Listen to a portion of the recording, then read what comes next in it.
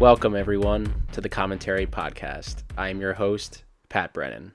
Today on the podcast, we are going to be watching No Country for Old Men. It was released in 2007. It is written and directed by Joel and Ethan Coen. The cast for the film includes Tommy Lee Jones, Javier Bardem, Josh Brolin, Woody Harrelson, Kelly MacDonald, Garrett Dillahunt, Tess Harper, Barry Corbin, and Stephen Root. The film follows three main characters: Llewellyn Moss, a Vietnam War veteran and welder who stumbles upon a large sum of money in the desert; Anton Chigurh, a hitman who is sent to recover the money; and Ed Tom Bell, a sheriff who investigates the crime. Joining me for this rewatch of No Country for Old Men is Tyler Gibson. I will drop all of his social channels in the episode bio, so please give him a follow and check him out. I am going to be watching the Blu-ray copy I have of this film, but it is currently streaming on Paramount Plus. You can also rent it on Apple for $4, on Amazon for $4, and on Vudu for $4. I say we get things kicked off. We are going to be pressing play on No Country for Old Men in 3, 2, and 1. Nice. Here we go. No Country for Old Men. 2007. Best Picture winner. One of the great movie years. And yeah. Do you feel like this movie is a bit underrated because it won Best Picture? Like people like underrated or no, I feel like, I mean, if you look at the Best Picture lineup that year, it's pretty insane. It was this, There'll Be Blood,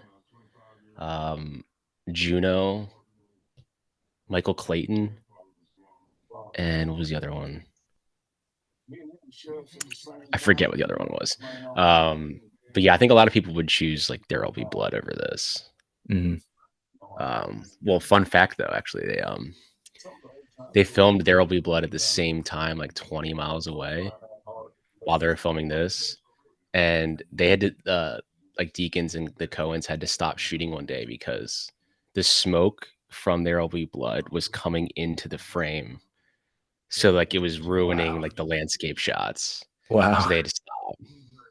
It's like wild, like two like masterpieces are filming like at the same time 20 miles from each other. I know. Yeah. And yeah, I remember seeing this in theaters, and growing up in Texas, and my dad's from West Texas, and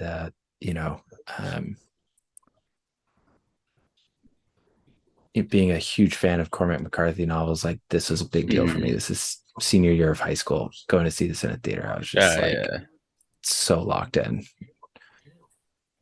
I saw this. I think I saw this with my mom in theaters because I was like, I want to go see this, because this is when I was like starting to like really get into movies. And I remember like when the movie ended, like especially that last scene. I remember someone audibly in the theater going, "What the fuck? That's it!" Like literally. Because even like I didn't understand the ending at all, but I was just like, that was incredible what I just watched. But yeah, I think what makes this movie so incredible is there's no music in it, like at all. I was noticing that in my rewatch the other night. I had not even noticed. I guess maybe there is a little bit right here. Yeah, Like there's a bit, couple of scenes where it's just like building a little bit. And then I guess, and then at the end, the end titles have like song music, but right. Yeah. There's just a few of the key scenes where there's just like the orchestra is playing like one note, and it's kind of building, but that's it. Otherwise, no score. It's wild. And this scene is just, oh my God. Javier Bardem. The most, I think like it's people like psychiatrists literally said that his like portrayal of this character is the most terrifying like villain ever put. It's like so realistic. I believe it. It's so terrifying. Look at, his facial expression.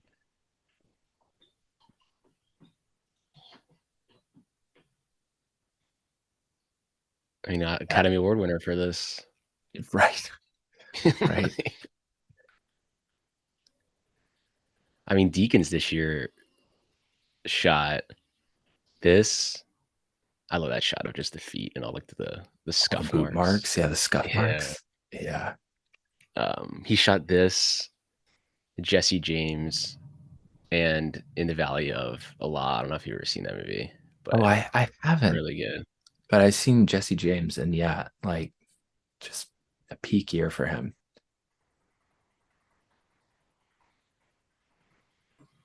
Just every shot is just like a portrait. It's like insane.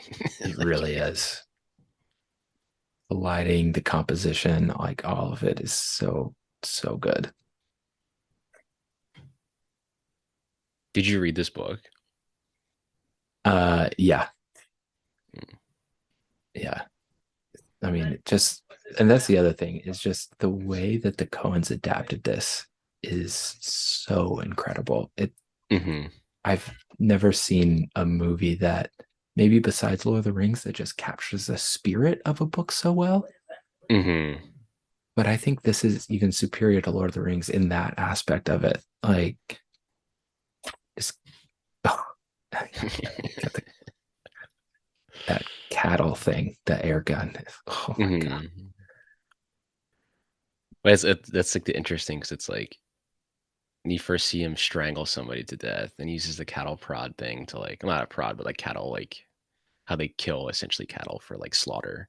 Right? Um, and like this guy's just you're like okay this guy is a freaking like serial killer. Like I already know immediately. It's been 5 minutes. Like this Yeah, guy's crazy. yeah. Hey, look, it's Thanos. Oh my god, I can't. It's so crazy. Like he went from this to being Thanos. It's so wild. And I mean, he's in the Goonies is his first thing. I think. Yeah, I love that shot. It's just such a small thing. Him picking up the Mhm. rifle casing, but it's such good characterization for who this guy Yeah, is. Like, compared to the guy we just saw. yes, this is salt of the earth, like hunter tracker, Hmm.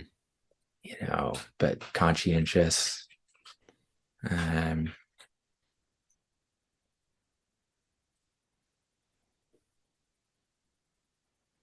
I think these were the shots when like there will be blood smoke was coming into the frame. I think it was oh, during really? this.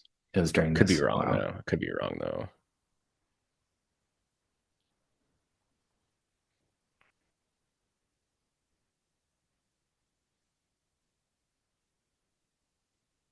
They do such a good job of like the sound design in this too. Yeah. Oh, that's the other one of the things I was thinking about during the rewatch was the way that Sugar's weapons sound. Hmm. Like he's just like this otherworldly character, like a alien almost. And like his Hmm. weapons also don't sound like, normal weapons. It just gives him this extra scary quality. Hmm. It's like a silent killer essentially. Yeah. He's not like using an actual like gun. Yeah. Or when he is, it doesn't sound like a gun at all. Hmm. Yeah, he has like the massive like silencer on it. So it's like Yeah.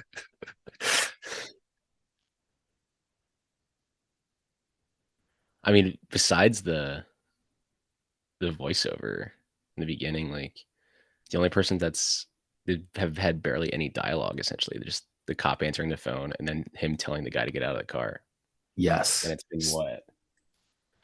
It's been what, 8 minutes already? Yeah. Well, that was the other thing I was thinking about. This, so much of this movie is about process, Hmm. like showing like every step a character is taking to do something. Um, and there's so much good like setup and then payoff within the movie. Um, And I feel you like at the know, time too, like the Coens really weren't like in from like I guess after like when did they? Bro, Brother, Where Art Thou was 2001 or 2000, and then they made Hmm. the man who wasn't there. Then they kind of went on a little bit of a run where some people would say like they weren't making great movies. Hmm. Like The Lady Killers, Intolerable Cruelty. Oh, right. And I think I forget they made a movie in, and then I think after The Lady Killers, I think this was their next movie. Mm, So that it sounds was right. kind of like a because they were in the 90s, like the Coens were insane. Right. But I feel like this movie was like kind of a resurgence for them because Oh, it's yeah. completely different tonally than like it has the same tone of like dialogue feel, but it's not like as comedic as most of their stuff is. Right. Yes. It- So like you could, on paper you'd be like the Coen brothers are adapting No Country for Old Men. Like yeah. But they did such a good job of blending their dialogue style with, how Cormac McCarthy writes. And hmm it's just got just enough humor that like it lightens it up every now and Yeah. then. Um, and it's just through all these great character actors who are kind of all the side characters that provide a lot of that humor. hmm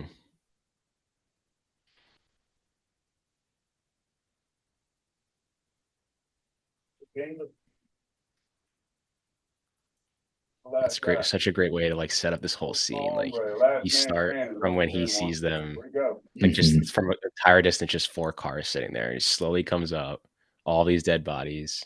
Hmm. Then he finally finds the drugs. Like, oh, okay, this is what this was about. Like, Yeah.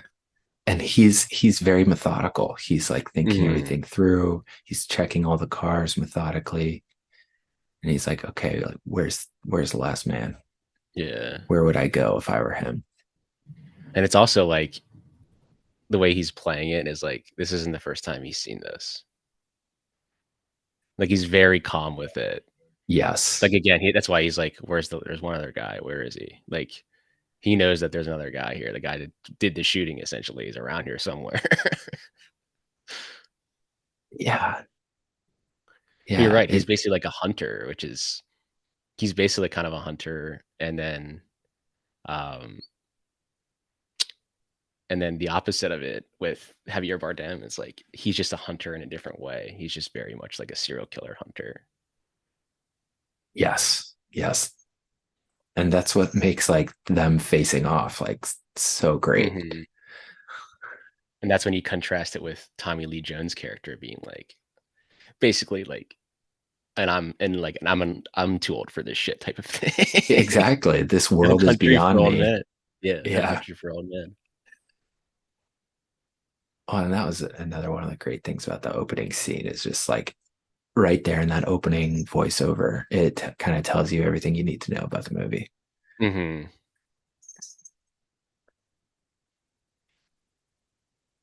Yeah, then obviously like the speeches at the or his monologue at the end is just the Yes. entire movie.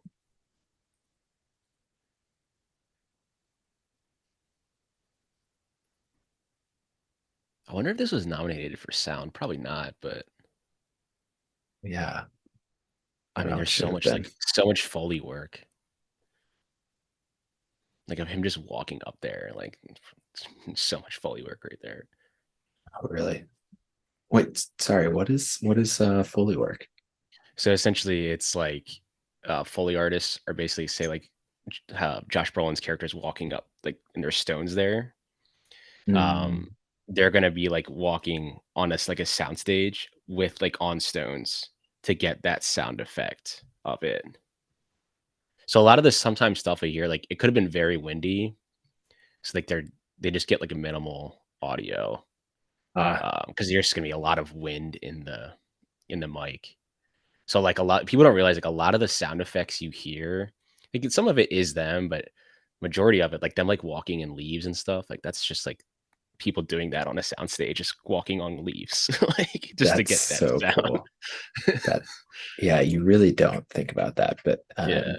Blowout is a great movie for that, and hmm I always kind of you can get so caught up in the movie that you forget like someone had to record all of Yeah. those sounds for the most part.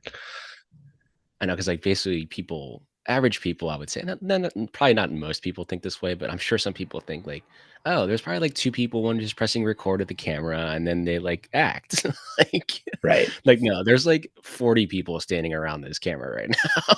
Right. like, Right. and Well, then when you get to post production, there's like hundreds of people working on this, yes. sometimes thousands, depending on how big the project is. Yeah. I mean, just now coming over here, I just picked up the mic and came back to my apartment, and Timothy Chalamet is filming his new Bob Dylan biopic, Oh like yeah, I can't wait for around that. the corner from where I live here in New York.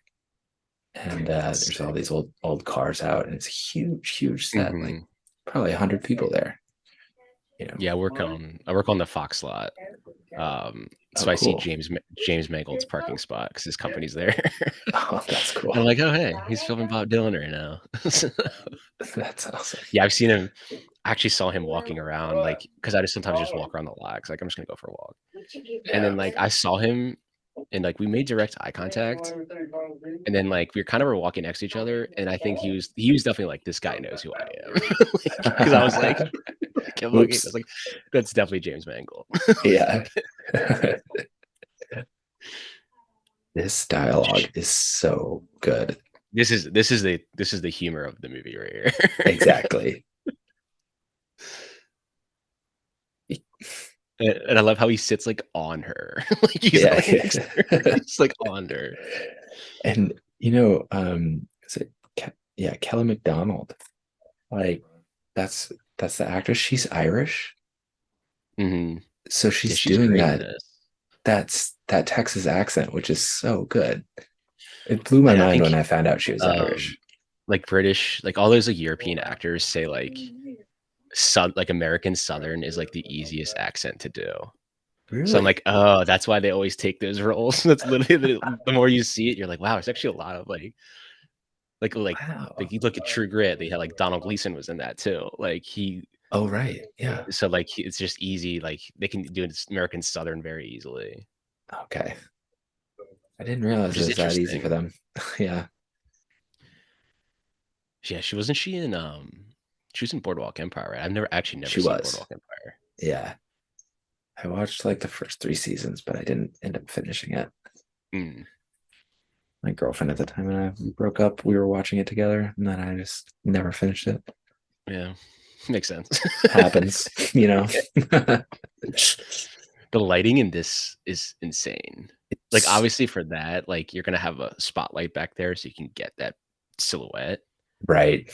but I couldn't even imagine like shooting this. Well, and that's what it looks like. That's like 'Cause they're using supposed to like be like moonlight the essentially. city Yeah, lights in the background on the yeah, other and side then, of like the hill. here's moonlight. Hmm.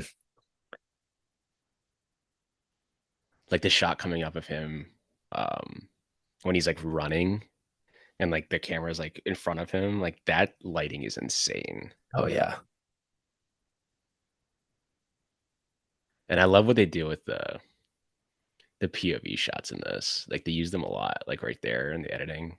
Oh Like when right. he turns to look, they use them a lot. It's a great way to show the landscape. That's a great point. Yeah. I wonder if this probably did win best editing, I wouldn't be surprised if it did. It's yeah. which goes along with that like using the sound, like the editor is putting all the sound in and like Mm, then you got like there you go, the POV shot again, like yes. boom. Oh Like shit. Those guys and are it was just like silence, like you don't even hear them pull up. Like yep.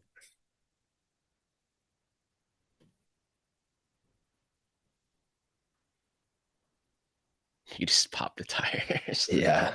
Yeah, at this point, I'd be sprinting so fast, like up like one of those mountains. Yeah. Another great oh my god, just I'd be getting the fuck out of there. But great sound design again, where you hear the air coming out of the tires. Hmm. Which I love that you did, like, cause you didn't hear them pull up, but then they add the air because he didn't Yeah. hear them. So, Yeah. like, once he sees them is then when he can hear them now. Yeah. Because how do you not hear this like monster like truck come up? Like I know. It's so loud. it's this shot right here. Like these shots Oh my God, with the right lightning in the there. background. Hmm. This shot right here is my favorite shot in the movie. It's a great shot. I wonder if they filmed that like early morning too, because you kind of have the sun and like coming up on some of it. Yeah. It definitely looks like sunrise. Hmm.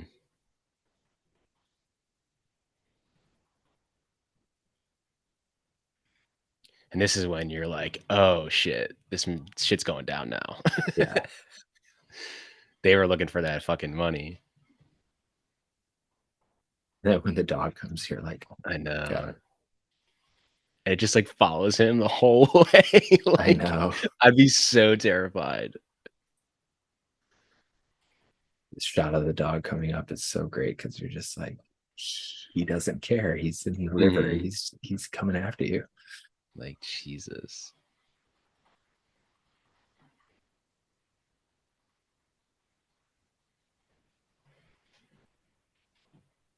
You would just be like, this thing's still coming, man. Jesus. Like, Yeah. well, now you know. You're like, well, this is gonna be bad here, but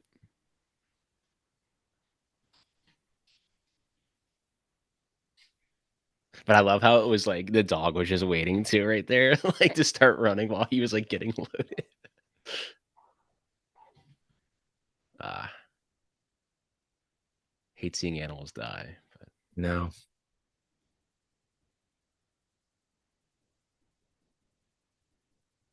oof. So apologies. My cat is just this is Oh, what he you're does fine. this time of year. Or this time of day, I should say. This is like getting close to his He dinner time. wants to watch No Country for Old Men. I know he does. He's a cinephile as well. Oh, here we go. I Arguably, probably the most famous scene in this movie. Yes, and I every time I watch this, I'm so surprised by how early it is in the movie. Mm-hmm. Because you've only seen him. This is his third scene. Yeah,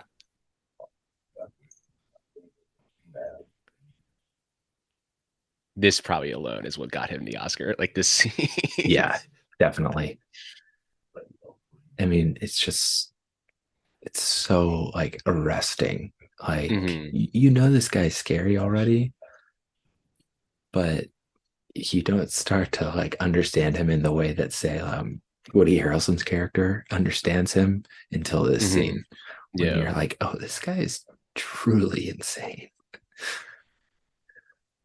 Because like the first scene, he just killed the guy. Second one, he did talk to the guy to get out of the car, then killed him. But now he just has like a full on conversation. Like he's just toying with this guy. Yes, And I think this other actor was in. I think he was in Killers of the Flower Moon. he was. Yep. I think he's the banker. I think he is. Yeah. Yeah. There's only like a couple scenes, but I remember when he popped up, I was like, "Hey, No Country for Old Men guy." Yeah.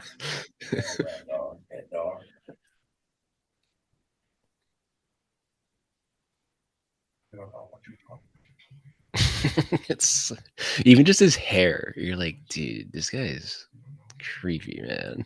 Like, Oh, like you just be like, yeah, this guy's a serial killer. Like if that was the like we've been looking for this man, he's killed 5 people. Yeah, I could bet he killed 5 people. yeah. Like,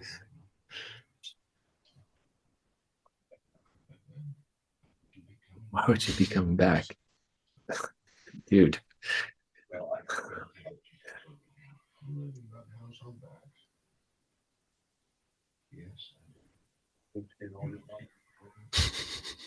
but I love how he's just like eating peanuts. Mm-hmm.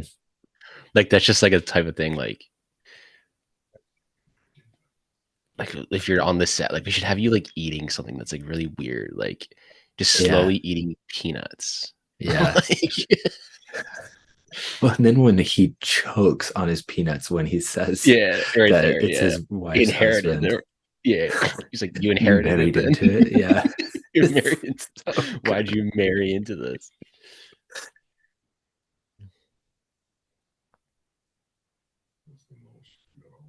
I love that shot where he just throws the wrapper of he clearly just like stole that from in here. Like, Yeah. and these guys like, well, this guy's not gonna pay for that. Yeah. Like, thanks for the peanuts.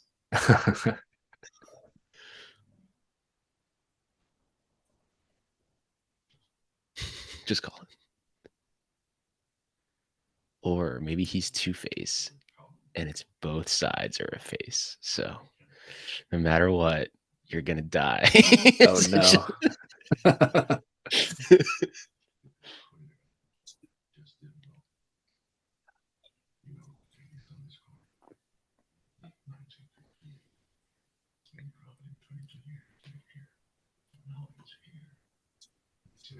1980. Yep.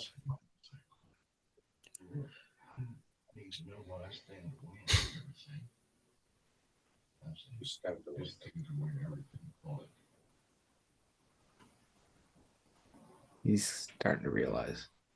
Mm-hmm. Yeah.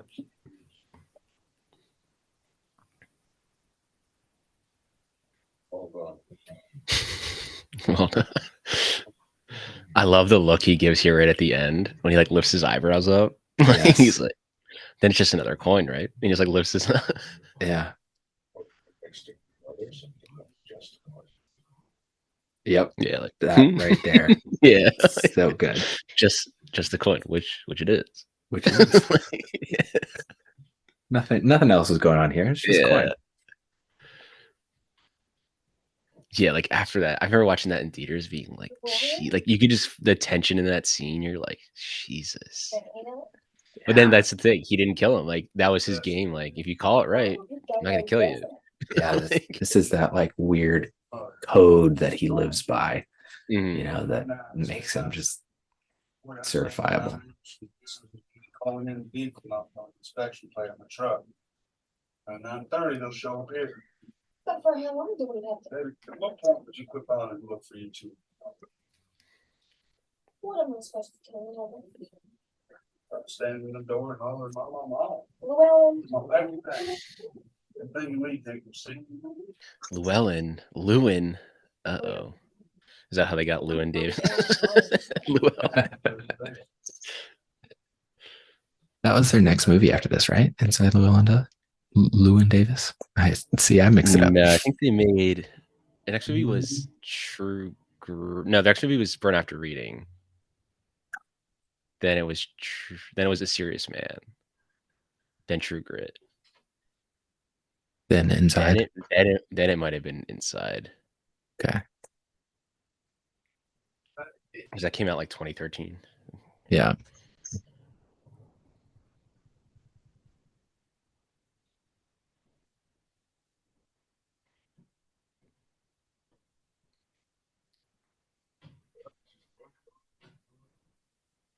So then you're like, oh, okay. He's part of that crew. Yeah.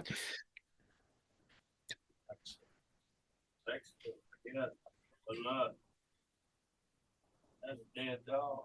Yes, it is. That's a dead dog. Yes, it is. Like just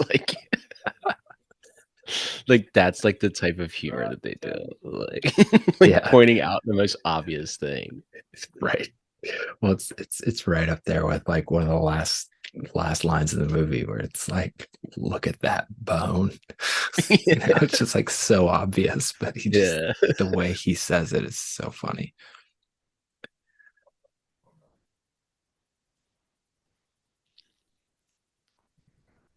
It's, not the first time that someone comments on the day. I know. He's so ruthless. Here's car fire. There's something in the back. Now we get the police involved. Finally. This is probably my favorite Tommy Lee Jones performance, honestly.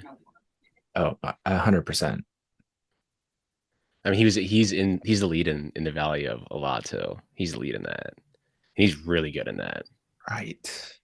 Okay, I think I did see this actually. It was And a Charlize war Theron. movie. Yeah, so like his son right dies. I remember this.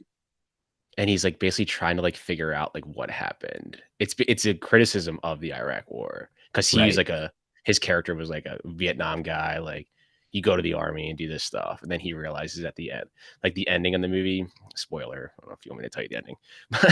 I've seen it. I'm Um, remembering it now. to the Yeah. people listening, but spoiler. Close your ears for 5 seconds. He like he like puts the American flag up on a school pole, but he flies it upside down and he duct tapes it. And they're like, shouldn't we fix that? He's like, no, leave it there. Like, Wow. so it's like, there you go. And it just, the camera like goes up. It's like he basically changed his whole mind on essentially the idea of like war and why people go there. Really good Yeah. movie. Very underrated, honestly. I'll I have to think rewatch it. Haggis. I think it was a Paul Haggis movie. I think. But, I don't know. Yeah, definitely have to rewatch it. this guy on the left is a great character actor. Really good actor. So good. He's so good. I forget his name. He was in he was in a season of Justified, I think. Oh, really? Like towards the end, yeah.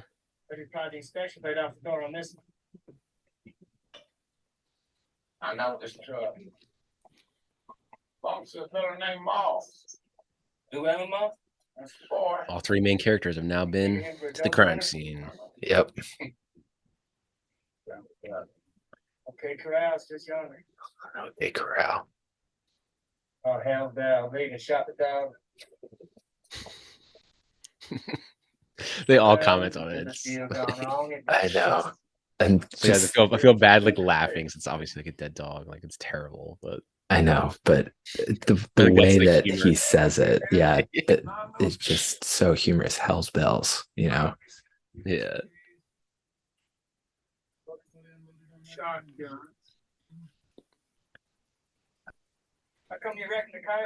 Again, this is another thing that's like in a lot of really good movies that are, it's so satisfying to watch people be good at what they're doing. Mm-hmm. Like when you're watching Javier Bardem, he's good at like tracking the guy. You're watching Tommy Lee Jones right now, like he's so good at analyzing this crime scene, picking up on everything. It's just so satisfying. Yeah. Like he's been like him analyzing this whole crime scene. You're like, okay, this guy's good at his job. He just needs to show up in a second. Exactly. Yep, 9mm shotgun here. Some of them probably had a little over here residue, definitely cocaine. Like, Yep. he picks it up so easily. Yep. And I guess that's the whole point of his character. Like, even though he's so good at his job, like he'll never be able to stop the evil in the world. So like, what's the point? Like, Yep.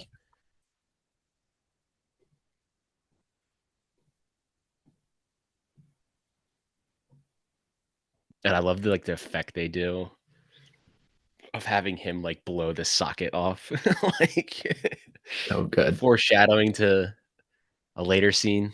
Yes. Foreshadowing. Multiple later scenes. Mm.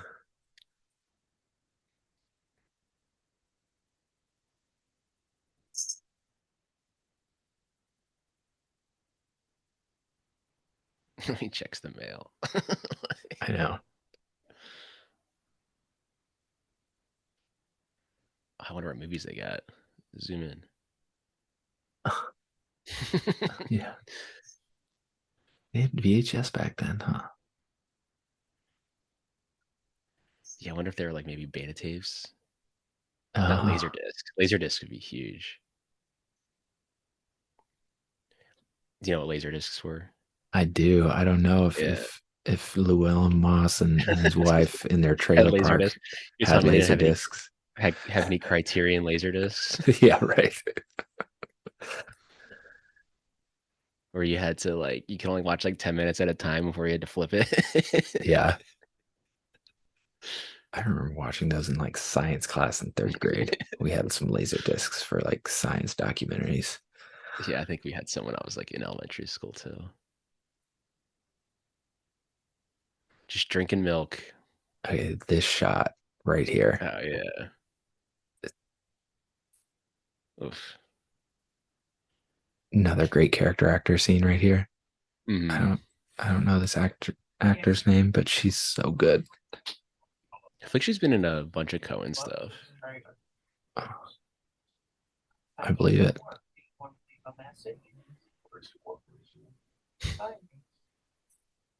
Like, this is how I know it's Coen's dialogue.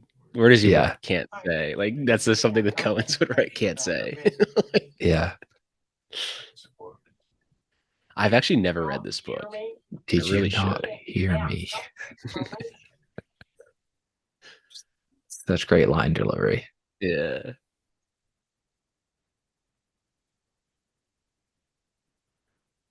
I love how he's just like, okay. Like, I love how his interaction with her too.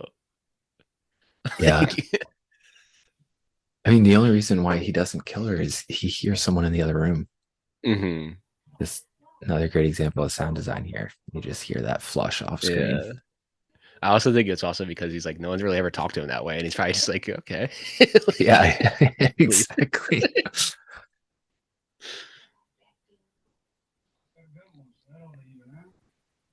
That's great.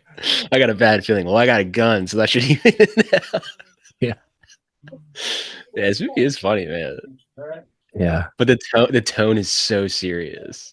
And I Yeah. think it's because there's just no music in it. No, Mhm. like, and that's what makes it so serious. I mean, Yeah. that's bold decision to be like, we're gonna have no score in this. No score, like not even any needle drops, right? Yeah. Like nothing.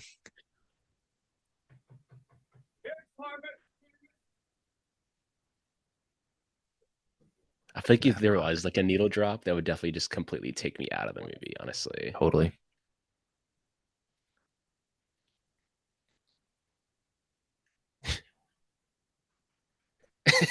I'm right.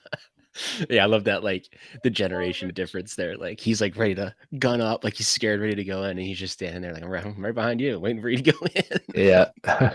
It's so good. Because he's probably always of the mindset, like, if I died today, then I guess I'm dying in this today. Yeah. Yeah. He's seen it all at this point. If Hmm. he does, But you're yeah, right. that's See, like, it. he finds stuff so quickly. Yes. Like, he right there, like, oh, blue is, yeah.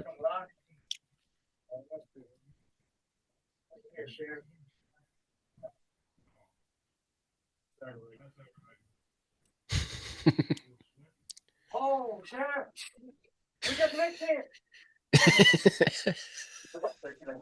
On radio.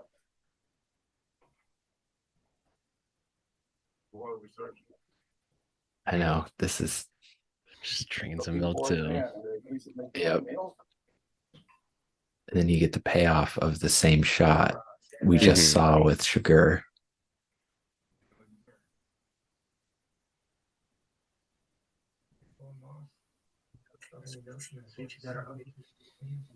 And I think this is a moment that, like, Tommy Lee Jones realizes, it's like, there it is.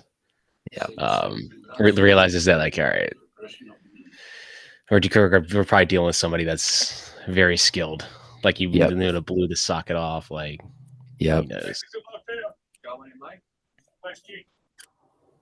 But he's also, yeah, he's also saying, you know, Llewellyn, he saw the same things I did, so he Mhm. better know what's coming toward him.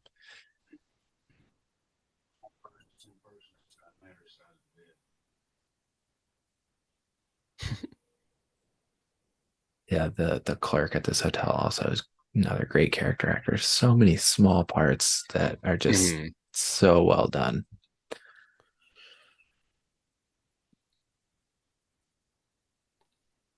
Wonder if Yeah. she was like a local actor in the Yeah, area. that's a good question. I wonder how many of these folks are local.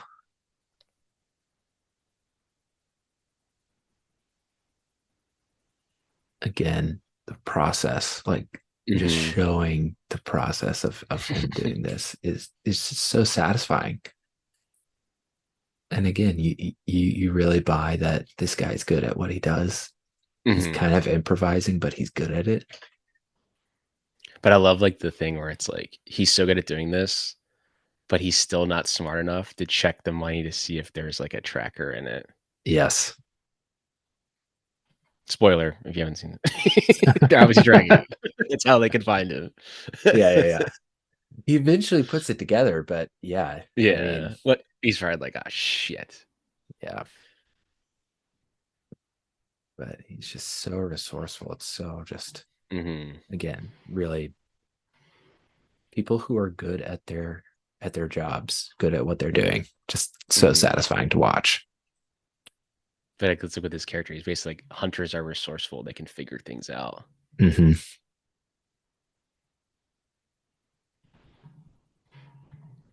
I'd be like, damn, how am I gonna get that back? At least you always know where it is. Yeah. Free HBO. Nice. Such a great detail. I was thinking about that the other night. It's just like that's how it's like before like the internet, before like Yeah. whatever fancy perks in hotels, like the perk was free HBO. HBO. And then it was free. Then it was free Wi-Fi. Right. But is it free if you're paying for the room? Mm, Not technically. better be included.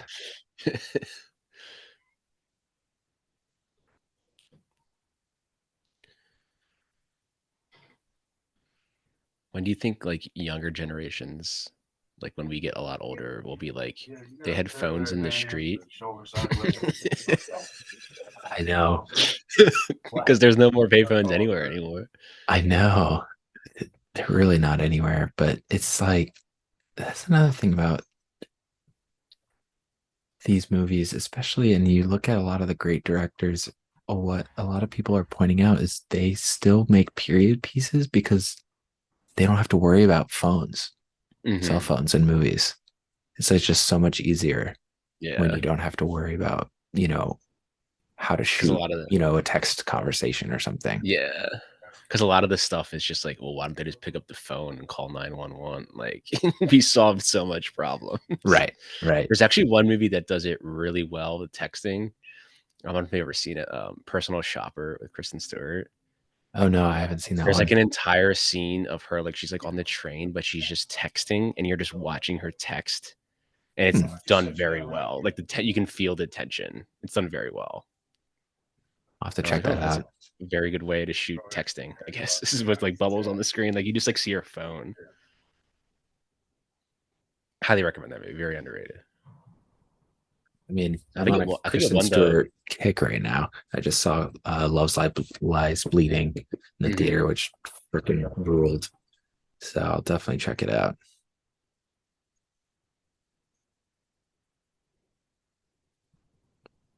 You just gotta drive around and hope it pings.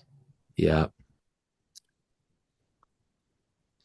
This shot reminded me of a great 2007 movie.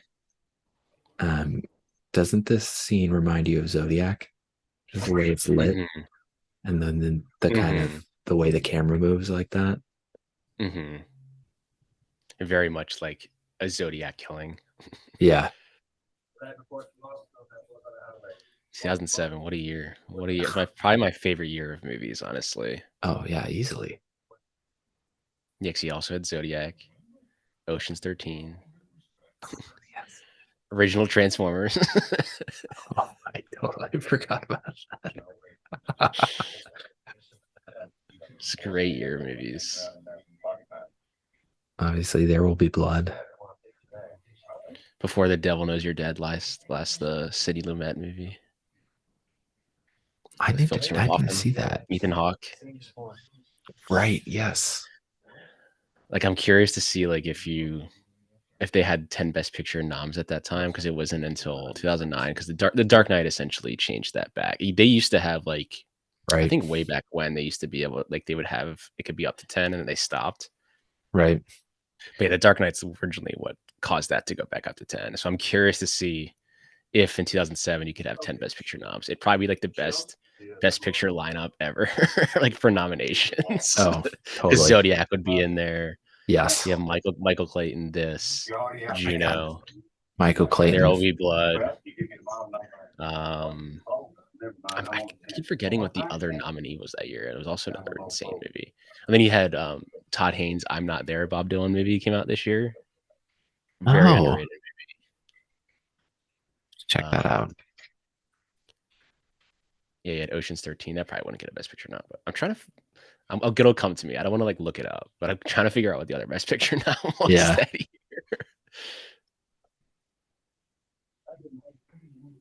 change rooms.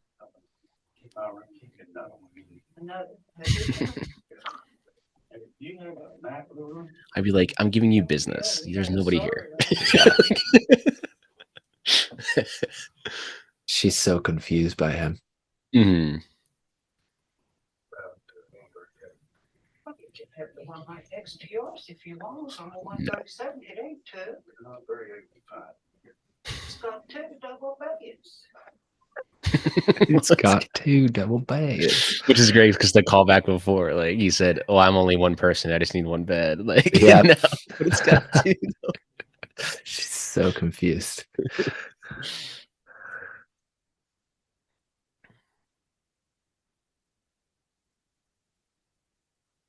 No, I'm just sitting trying to think of the movie that was nominated.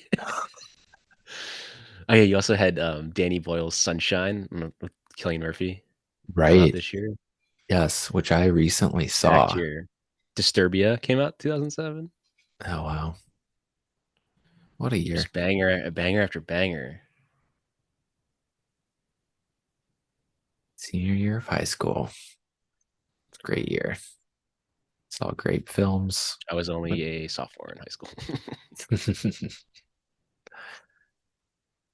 You know, that just like freedom you have your last semester of senior year, you know, nothing yeah. matters anymore. I'm already in college. It doesn't matter. Yeah. I know. I did in one of my classes, like if I didn't like do this paper, I would still get like a 92. It would drop like 5 points, but I was like, I'm not gonna do it. I got a 0 on it, 92. And my teacher was like, he's like, yeah, he's like, hey, it's good thinking. Like, do what you want to do. You still get the A. What does it matter? Yeah.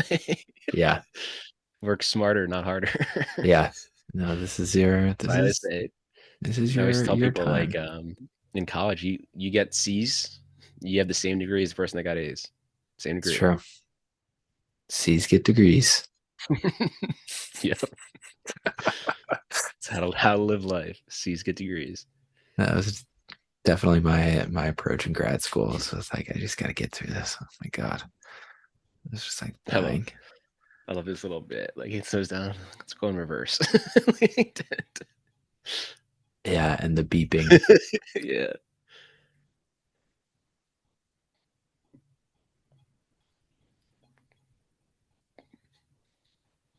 Yeah, just satisfying process shots. There's no dialogue, just communicating everything you need to know about what's going on by just what's happening on screen. Because I'm sure some people are like, why would he get the room behind it?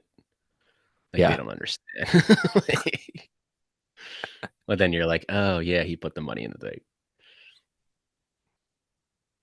I love it. It's like he's looking at the hotel map too. Like, what room Yep. should I get? She's probably thinking, why does everyone want to just look at a map? Yeah.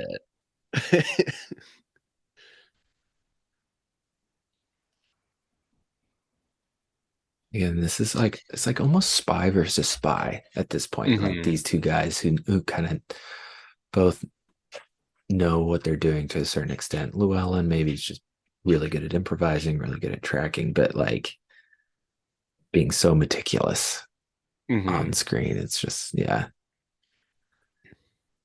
really fun to watch. And I love how he like left the room and then came back in and like opened it really fast. Exactly. Like you're not gonna fool me if you're hiding in here.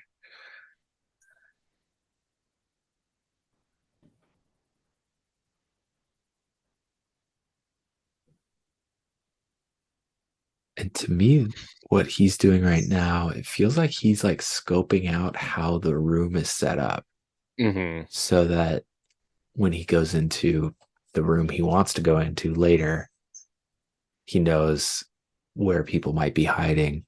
He's like, you know, it's just gathering intelligence before he just barges in.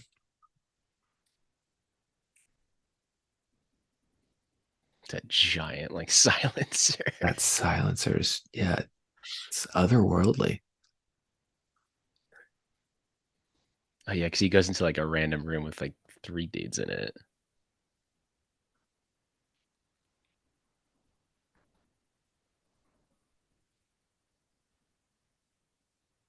Just so like silent.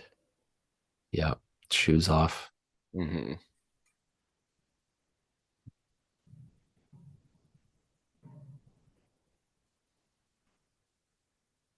Yeah, we missed the scene earlier when he goes into that shop and he's like, "You got any tent poles?" And he's like, "Well, tell me the model you want, and I'll get you the pole. I'll order the poles for you." He's like, "How about, do you have any tents?" He's like, "Sure."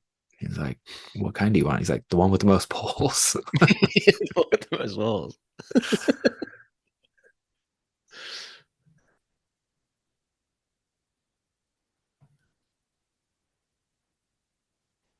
I always get like anxious and like doing this type of stuff, like trying to grab something and like he keeps like falling off. Like you're Yeah, watching it, it gives me like anxiety. Like I know. And then the little and I love that. squeal of it. Yeah, I love that little cut too, where they have the squeal and have him tilt his head like he heard that. Like that's how insane he is. Oh, the arm like hangs off. And he's like, "Oh shit, what's going on in there in my room?"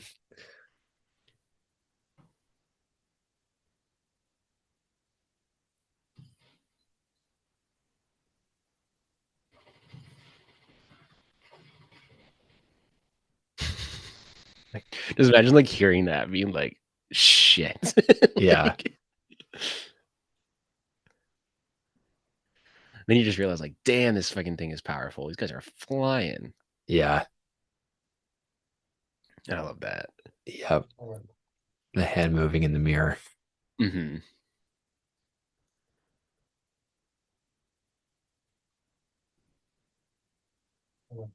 It's interesting what they do with this kill too. Like you just saw him massacre the other ones, but then for this one, he closes the curtain. Yeah. But you kind of think about it, it makes sense. It's like he doesn't want to get blood all over himself. Yeah. You're just closing the curtain. Because in the first scene too, like when he was killing the guy and the blood came from his neck, he like tilts his head to the side so he doesn't get any on him. Mm-hmm.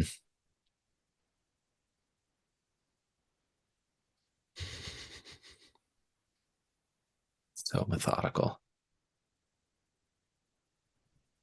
Just throws the socks.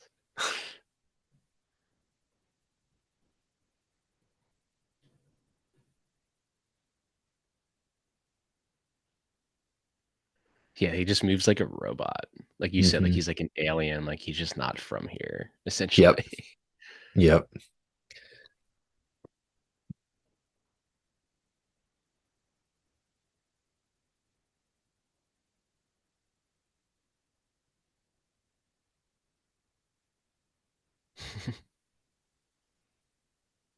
Not his lucky quarter. Yeah. Well, and also, those other guys, the Mexican guys who are just in there who he just killed, they didn't think about the AC vent, but he did. Hmm.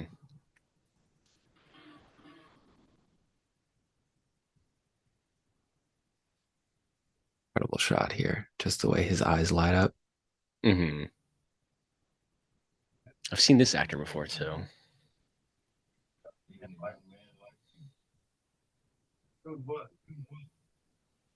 Yeah, check.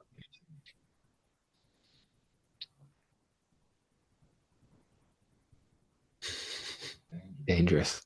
Dangerous. Buddy, Very simple. you have no idea what I'm dealing with. And this is the part where I always be like, oh yeah, Woody Harrelson's in this movie. Yep. Like, And is this Milton from Office Space? yeah, he's a big time character actor. Yeah. He's in so much stuff. I mean, recently he was in like I mean he's in Dodgeball too. But Oh, right. Yes, yeah. he is in Recently Dodgeball. he was in the final season of he was in Succession, the final season. Then he's in Barry, and they were airing the same time, and he was just in back-to-back episodes. Like he was just on Succession, then he was on Barry. My God. He's a He's in a lot of stuff. He's always working, always great.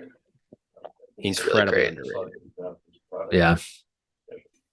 Count, give up $1,200 in any 24-hour period, that's 1,000 expenses from hierarchical justice for it. Okay? Just how well do you know? What do you want to know? Just want to know your opinion of it. In general. Just not a little dangerous. Compared to what? Bubonic plague? It's bad enough you call it me. Yeah, he's just know what? Running around. Killed 3 men in Del Rio Motel. Yeah, And 2 others. Yeah, I love their dialogue scenes are just so like perfect in anything I watch of theirs. Yeah. You put that stuff. Well, honestly. Always like perfect tone. Yep. Wondering. This is so good.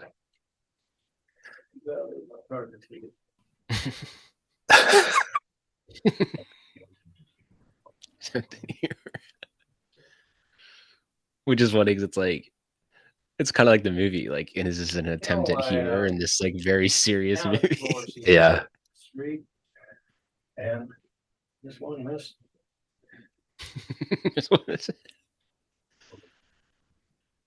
We'll look into it. Yeah. It's so good. Yeah. You can just This tell. building Like, almost looks like fake. I know. It's just one of those like Western, like this is in a Western town. Yes. This is like the biggest building in town. Yeah, this was the like saloon hotel, like Yeah. you know, the Ritz of this town. That cat looks exactly like my cat, who is just losing his mind right now because he's hungry.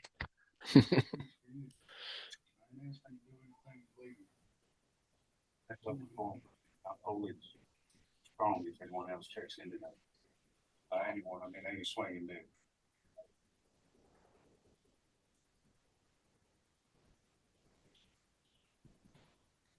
You gotta check the suitcase, dude.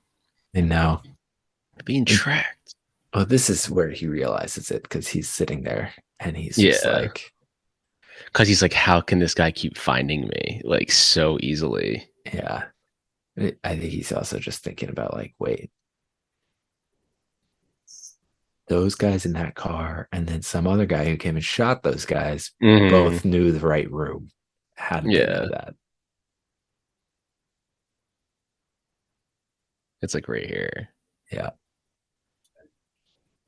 Yeah, just say no way. That's like that's anyone like it would have done themselves. Like, there's no way that they would know. Like, like there's no way that's a coincidence. Yeah.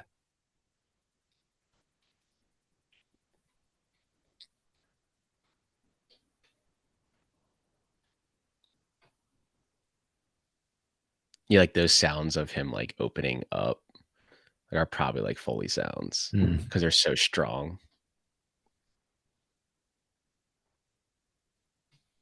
That makes sense. Yeah. A lot of editing in movies.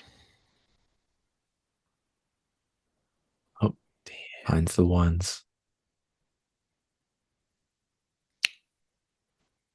That's when you toss it out the window, go to the next hotel. Yeah. Just get out of there, buddy. Yeah. But I love how it's like he found it, but too late. He's already there. Yeah.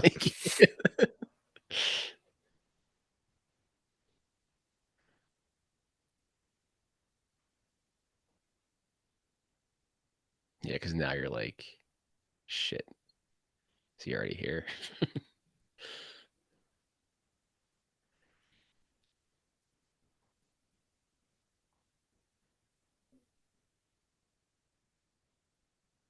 The sound design.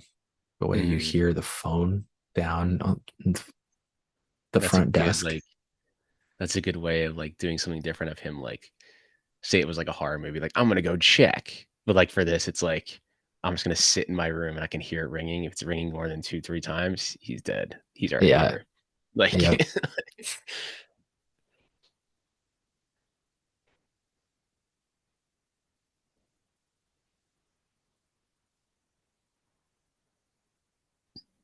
the painting too. This is the West, just so you know. The Wild West.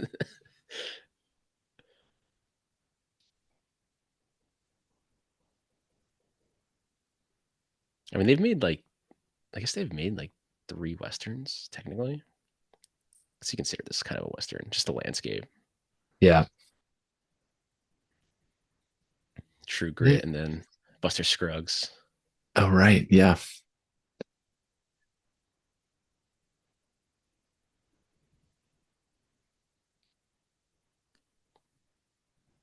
This shot is so good. Yeah, he's turning off the light. Then under the door. Mm-hmm. I love this. Also, the silhouettes is another like repeating motif in so many shots. Mm-hmm. Which adds to the western vibe, just the silhouettes. Yeah. Oh, yeah.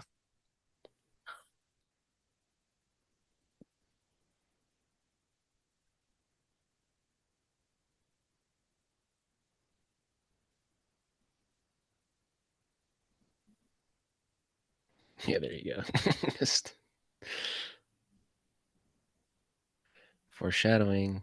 We've already seen it. Yeah. God, this would hurt so bad.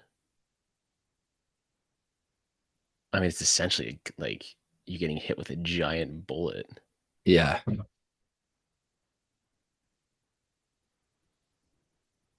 I love how it just goes off. Like, and then you're like, Yeah. oh. Oh, shit. Yeah. Because at that point, you're like, did he just turn the lights off? Like, Right. and then you look up right at the keyhole. Yep. Like, Oh, Jesus.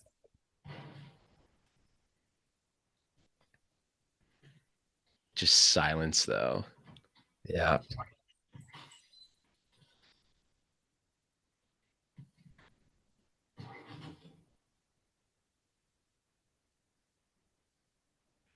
Everything's just so perfect. The camera movements are just insane. Hmm. Like, how do you feel if I was? Because I think the Coens edit their own movies. They just use like fake names. Um, Oh, but I really? could Oh, imagine I didn't like know I could that. imagine like editing this movie and being like, yeah, this is incredible. Like what I'm putting together is insane. Like, I know. I mean, to me, this is their masterpiece. This is like the best thing they've ever done. yeah, this Um, is my favorite. This is in my top 10 movies all time. yeah, same.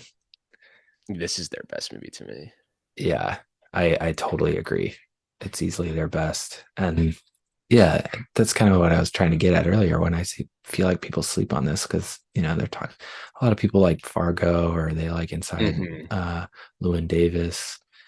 And this to me just blows all of those out of the water. Those are all great movies, but this is like, yeah, they had to have known what they had when they were editing this, Yeah, being like, shit, we're back because this is Yeah. perfect. Yeah. Because they won that, and I think they won 6 Oscars because they Yeah. won writing, director, and picture. Yep. So combined, they won 6 Oscars. This is so rough. And you just forget also like how violent this movie is. Yeah. And I love these shots because it's like you can't even see him. You just see the bullets just hitting. Right. Well, that was the other thing I was thinking about. Is like he's no longer using a shotgun at this point. Mm-hmm. Like He's got like a rifle at this point. rifle or like slug rounds or well, that's not the right like term, but like when you use a shotgun, but instead of like BBs, it's just like one ball. Yeah, maybe he is. Maybe he's like like musket using shot or specific something. type of thing. Yeah. Yeah. He actually just has a musket from the 1700s. He just reloading. Hang on. Like, I gotta reload.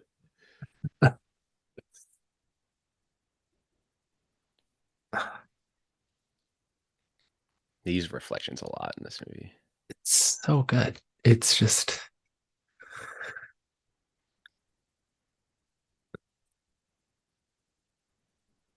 Yeah, I think just the lighting alone in this movie is incredible. Yeah. That Roger Deakins, he knows what In he's his doing. bag. Yeah. Just in his bag in this. He'll break out soon. Did he get cinematography for this? No, he didn't win best cinematography until Blade Runner. Oh my god. He Wow. was nominated for up until Blade Runner, I think it was 14 times. He had never won. He had never won. Now he has 2. He has one for 1917 as well. I think it's going to be a thing now. Like once he's got the Oscars now, you'll see him win more. Yeah, I remember when he finally got the Oscar for Blade Runner. Like everyone stood up. It's like, yeah, you're like this guy's the best to do. Like probably the best to ever do it. Like, yeah, better stand up for this guy. I think he was nominated for this, but he didn't win. I think he was nominated twice. I think he was nominated for Jesse James too. I think. Yeah. Didn't win. He lost. I think he lost to. I think There'll Be Blood won. Ah, okay. I mean, great. It's like hard to argue with so that, it's but like, yeah. He doesn't shoot the Coens anymore. I don't think. Actually, huh? What the last one he did with them was? I don't even know. Maybe Lewin. No, he didn't. He didn't even shoot Lewin. It may have been. Is it True True Grit? Grit may have been the last one he did with them because he was doing all their movies. Right.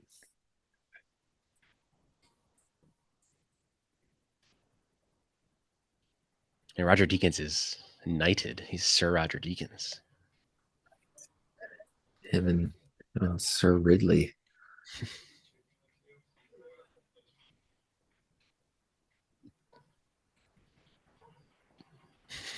What's up, guys? Yeah. Been shot like 4 times. Kind of your shirt. Yeah. Give me your jacket. Back when it was probably like so easy just to cross the border. Like, oh yeah, this is all pre 9/11. You know, pre you could 9/11 just like being like walk back and forth. Yeah, which I guess you can now, but you got to stand there a little longer. Yeah, they got to check all your stuff. Yeah.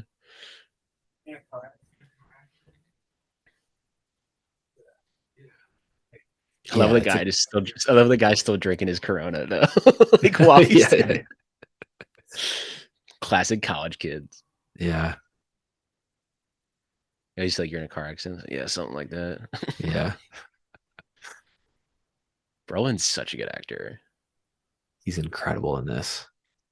That's when I like, because I would like obviously all the Nepo baby stuff. It's like it doesn't bother me if they're good at what they do. Like his dad's James Brolin, like actor before him. Like it doesn't bother me when they're good at what they do.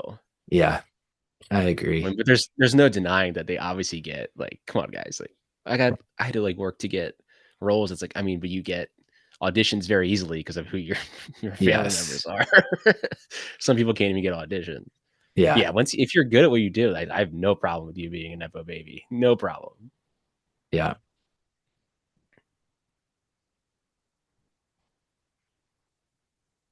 My grandfather actually, I always tell this to people. My grandfather dated Claude Rains' daughter. Really? Yeah. And I'm like, damn, I could have been an Nepo baby, but I probably wouldn't even be alive. So oh God. It's like, you're telling me my great grandfather could have been in Casablanca? Like, my God. He was the Invisible Man. Yeah, he dated her for a while. Like all through like when they were growing up.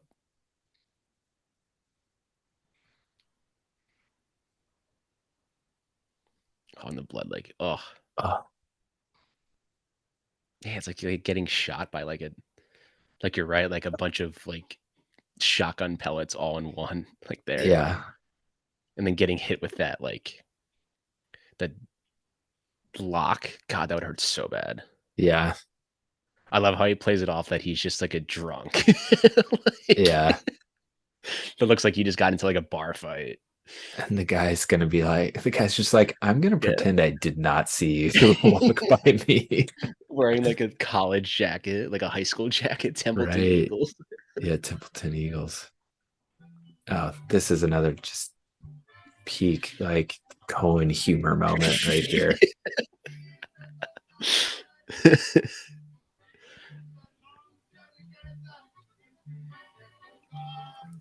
he's like on his deathbed. And they're like, Oh shit.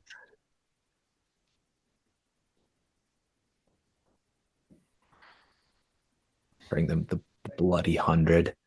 It's so I love like the humor of gross. it. Like, here you go, guys. Even though I'm like dying, here's some money. Can you get me a doctor?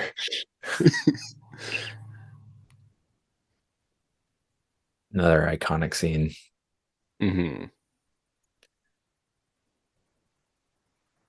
It's just so unnecessary. Like if you think about it a little bit, but like it's just makes for such great entertainment. Like it's Mm-hmm. just so cinematic the way this plays out.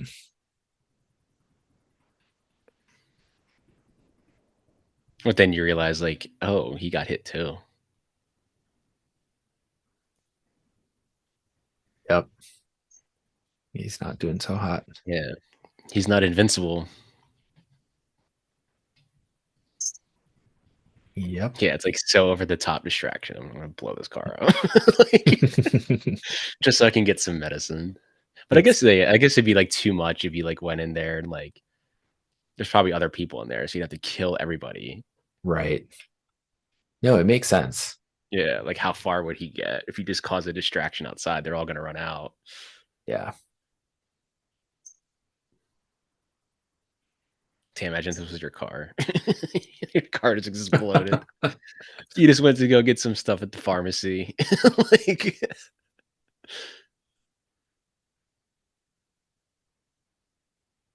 I just love how he's just looking around, like so menacing. Yeah.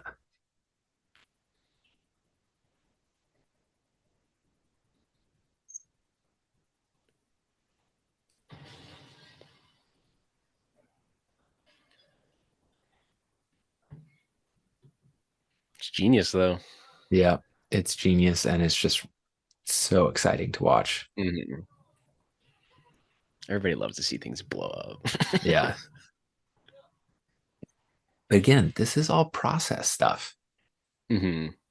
and there's no dialogue. It's just such good visual storytelling of Hmm. this is how this guy is going about it. You understand perfectly what he's doing, why he's doing it. The blood pouring Like, out there. yeah. And he's doing like his acting is doing such a good job to be like, this isn't like it obviously hurts, but he's still just like very like, don't show the emotion of it hurting. Like, Mhm. Just yeah.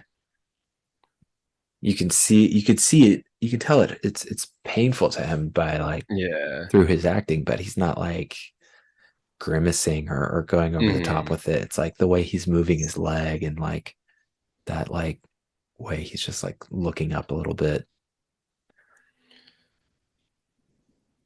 Like just the way, like you just watching him clean this entire wound, you're like, this guy knows what the fuck he is doing. Yep. Like he's this isn't the first time he's done this.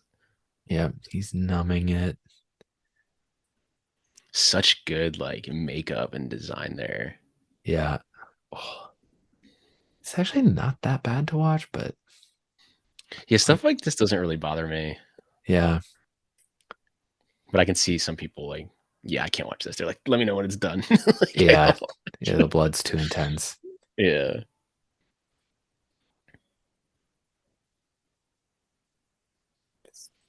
Very little like also thing that they did there is they had him turn the TV on when he was doing all this, probably in case he made any noise, it would be like it's coming from the TV. Right. Because To then now cover him he's up. done. Now that he was done, he turned it off. Uh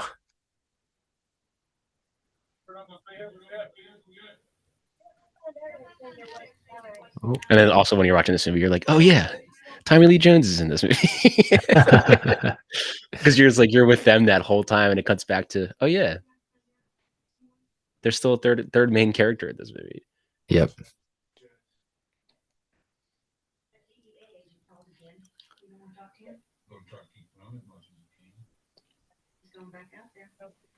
How old's Tommy Lee now? He's got to be what, in his 80s? Gotta be, yeah.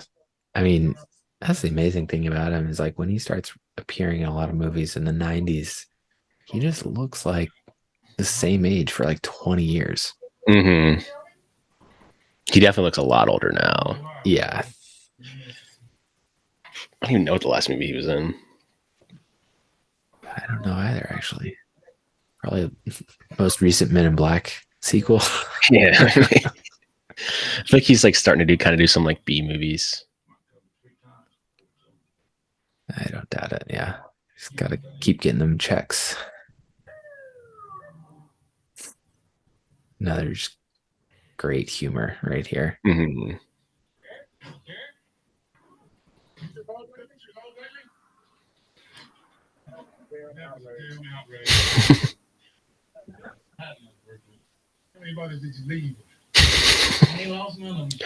like what the hell? It's like the bodies are just like out in the open.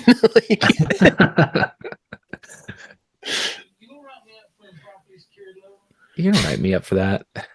Yeah, he's like, Jesus Christ, get the hell out of here. Just fix the damn tarp. That's the difference between him as like a cop though. Like other cops would be like, you need to, I'm putting you under arrest, but he's just like, just fix the damn thing and get out of here. Like that's the Like this, different like yeah. generational type of stuff, or he's like still super relaxed about stuff, but Totally.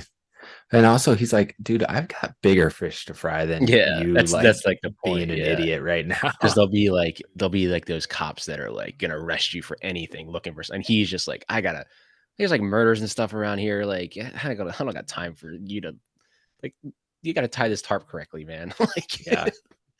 and I'll show you how to do it, and I'll get the hell out of here.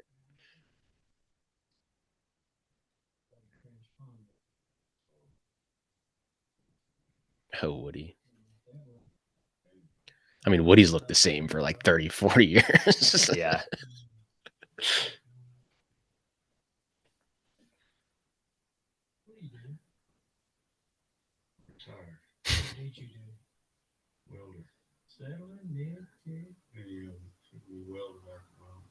Anything. If it can be welded, I can weld it. What did I say? I love that line. What did I say? Just great, like salt of the earth shit Mhm. right here. Telling you again so much about this character. Just actors acting at the top of their game.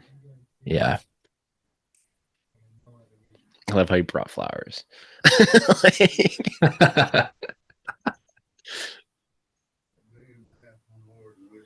Just here visiting my buddy, bringing him some flowers. Get well soon.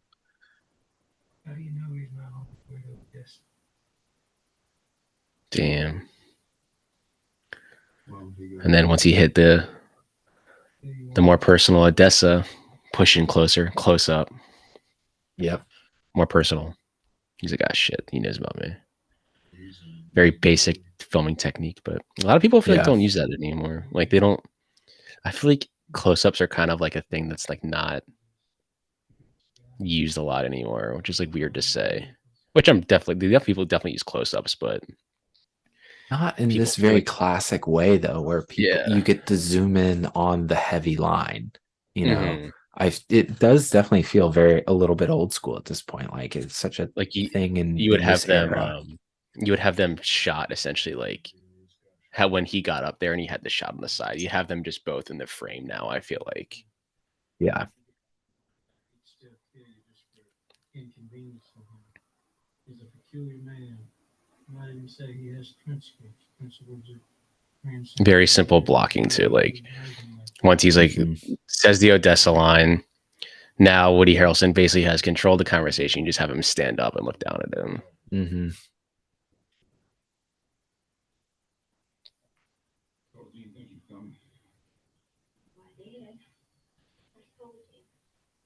I don't know where he is. No, I ain't. Nothing. Not one one. Oh, this is a great payoff now. I don't know. He don't need any trouble from you. You think me he's in trouble? But I love how it's like, again, like Josh Brolin thinks that like as long as she goes to Odessa, she'll be fine. But he found her. Woody Harrelson knows about her. Like it's like Yeah. you're not as smart as you think you are. Even though you're smart, you're not that smart. Like we can find just people so easily. Yeah.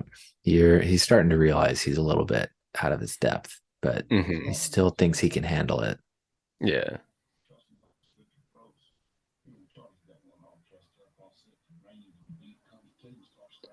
He's just like, what are you talking about right now, buddy?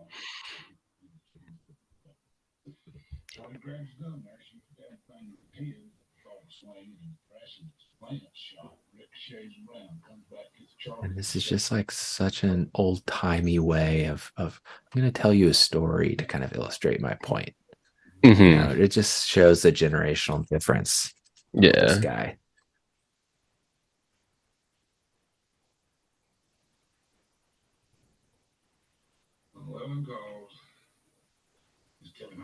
He basically saying like he's so out of his depth. Like have him Yeah. call me.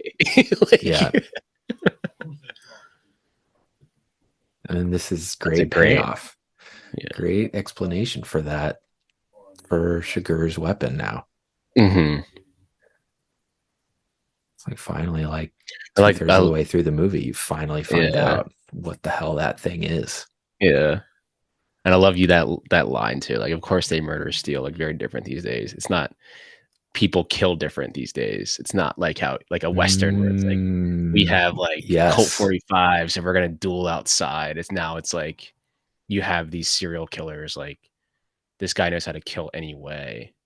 That's But such a great I'm point. I'm out of my depth and how to Yeah. handle like figure that out. Yeah. This guy is like, yeah, he's treating humans like slaughtering cattle. Hmm. Yeah, he basically sees humans as cattle. Like I can kill them anyway. Yeah. I please.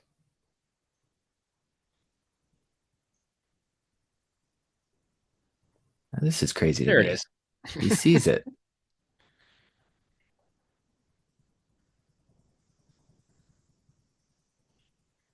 There it is.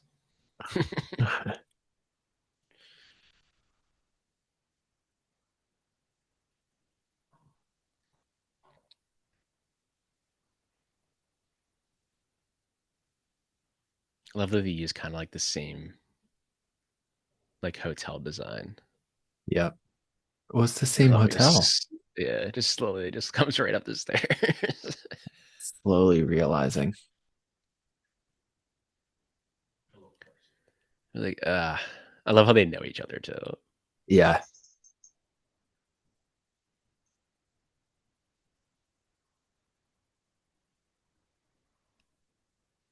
I love it, just like the how he just keeps the gun on his lap, Yeah. and they kind of like put for Woody's like makeup, they make him just like a little more sweaty because Yes. he's nervous. He's so nervous. He's a Yeah. little red faced. Hmm. He knows And what's about to happen. Bardem is so calm in this just Hmm. terrifying way. Yeah, you can see like the sweat there now. Like he knows it's going down. Yeah.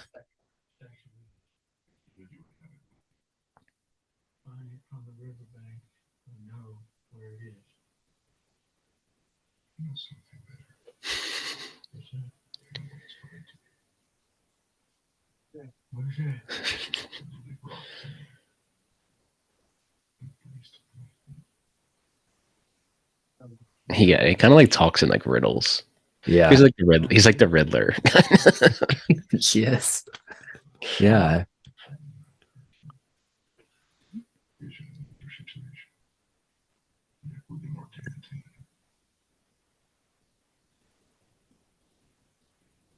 But yeah, they do like for this movie how they shoot everybody. They always shoot them like kind of individually because everyone Mhm. has their like own point of view in this movie.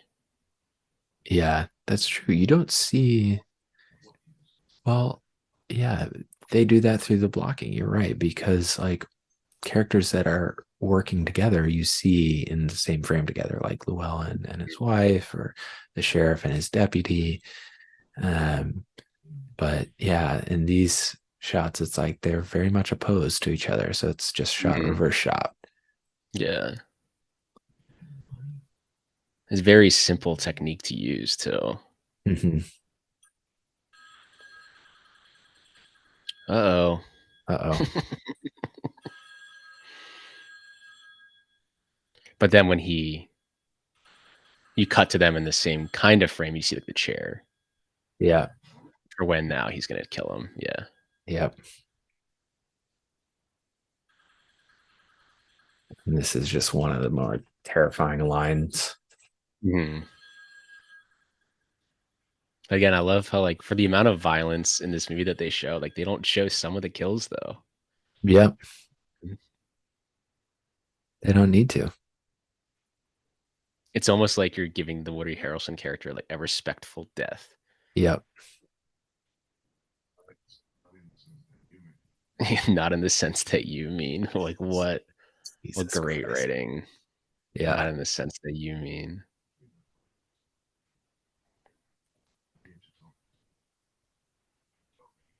Yeah. No, it's similar with Woody Harrelson and also the guy in the shower earlier.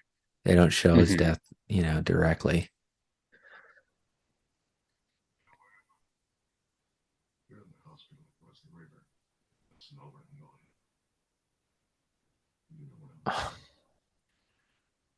Just cool, calm, Yeah. and collected, putting his feet up. Yeah. It's almost like he finds blood like disgusting, Mm-hmm. but not the act of killing. Yeah.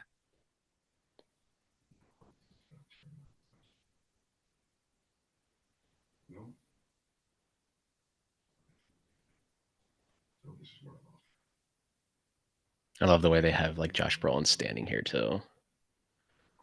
Like he's not like you would think he'd be like looking towards the audience almost, but he's just looking away the whole time. Head Yeah. down, can barely hear him. He Actually, knows this is never gonna end.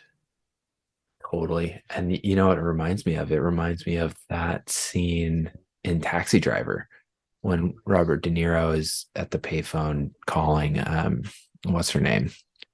And it slowly just pans away from him and you'll hear him talking in the background, Mm-hmm.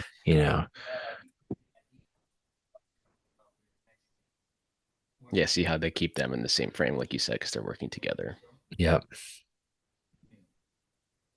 And he's being like, and I love the idea, like he's reading the paper. This guy's trying to figure things out, and he's like, like, Yeah. like, because this Just, guy, he wants to be like a sheriff so bad. This guy, like, he wants to be in this, and then yeah. he's just like, it's not really like He's such a not as, tryhard. yeah. And he's just so laxed about everything. He's like, look, things are gonna play out, but we kind of just have to let them Yeah. play out.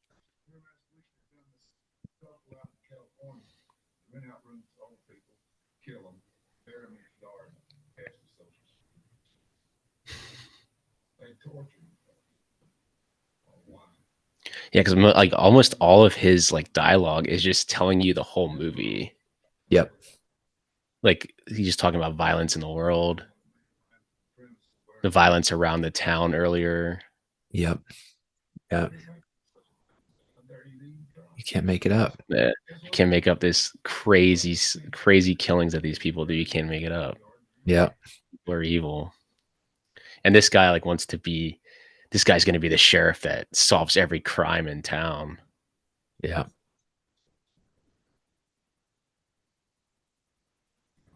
Like good luck, essentially. Yeah.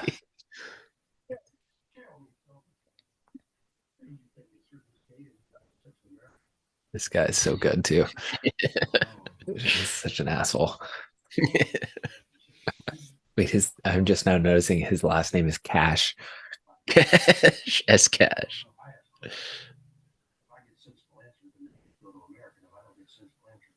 He looks like Hank from Breaking Bad with hair. Oh yeah.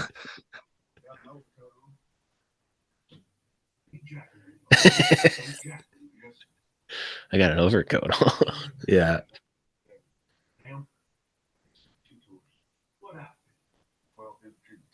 But also, just that line Tommy Lee Jones had just in that last scene too. I was just thinking about it, where he's like, when his deputy just kind of like stifled a laugh, and he's like, "Well, sometimes there's not much you can do but laugh."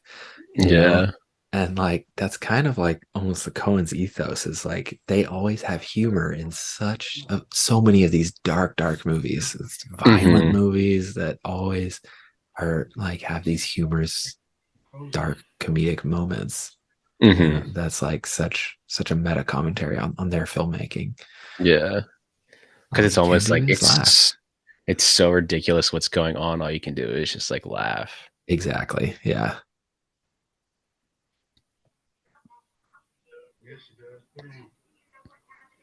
Another great.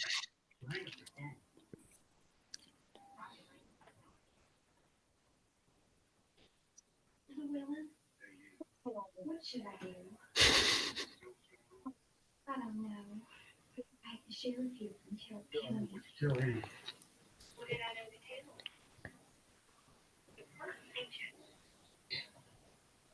What you say that? I can hear your voice. He knows. Yeah. Well, and that's how good of partners they are too. She can hear it in his voice. That's Mm-hmm. tells you a lot about their relationship. You can't touch me. I can sure touch you. After I find him, I'll come and join you.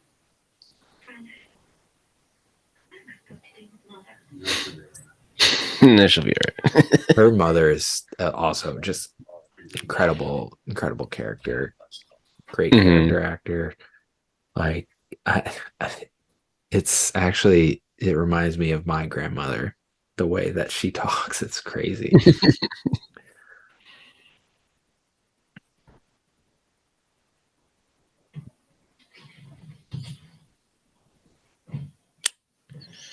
Just walks in. Just say, "Fuck you, dude. Why'd you send that guy after me?" Right to like the neck too. Oh, Who are you? Not even looking at him. yeah.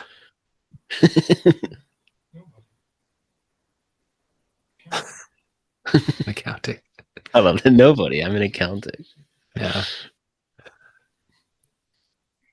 Feels felt that the more people looking, that's foolish. The one right to it. Again, like doing the dialogue. He's not even looking at the guy. Like he's looking away. Yeah. You shoot me.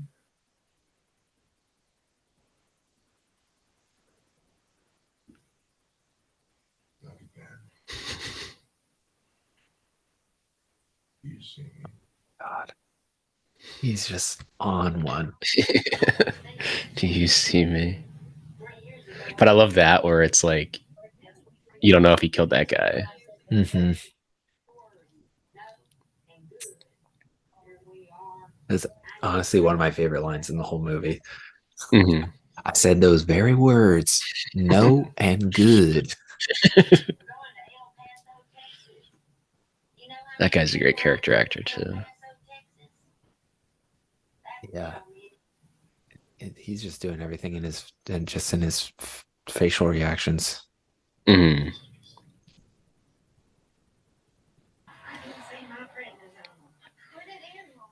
Even the cartel guys have figured out who they need to go after to get to Moss, So you've got Carson Wells, Sugar, you got the Mexican cartel and the sheriff all figured out this is how you can get to this guy. Yeah. And they just find him so easily. Yeah. Where are you staying? Was that a true story about Charlie Walzer? Who's Charlie Walzer? True story. Couldn't swear to ever detail, but it's certainly true that it's a story. That's my favorite line. It's certainly true that it is a story. Great. I'm going to say that from now on. I don't know if it's a true story, but it's certainly true that it is a story.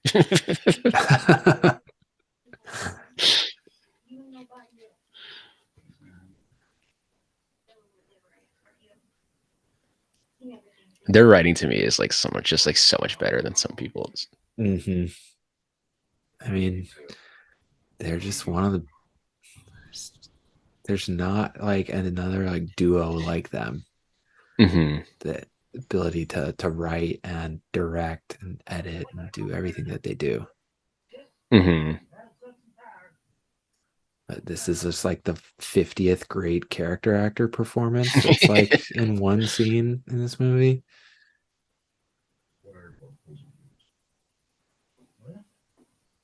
It's like this is definitely someone who I have met before in Texas, you know. Like Mhm. I know Yeah. exactly this kind of guy. Like you just look at that guy and you're like, this guy, he definitely lives in the South. Yeah.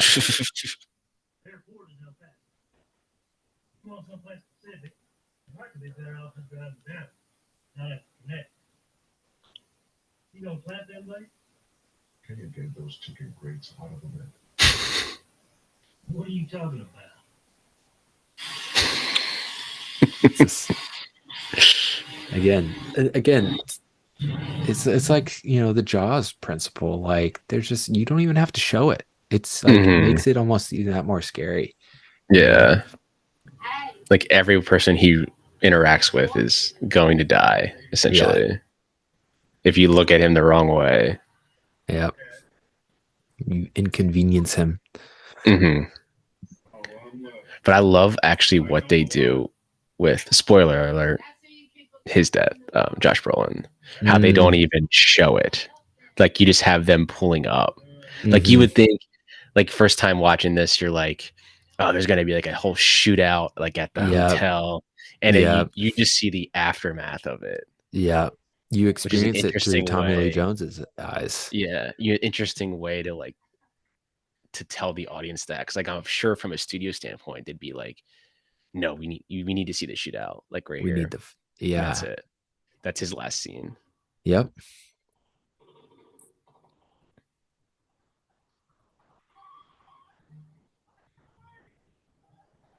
And he used like the fade to black as his last scene. So like Yep. that's it. Yeah, because like you would expect like, oh, Sugar is gonna come up, but they're gonna have another shootout and like, Yep. Gonna be the final showdown. mhm. Yeah. Really great way of just like playing with audience expectations.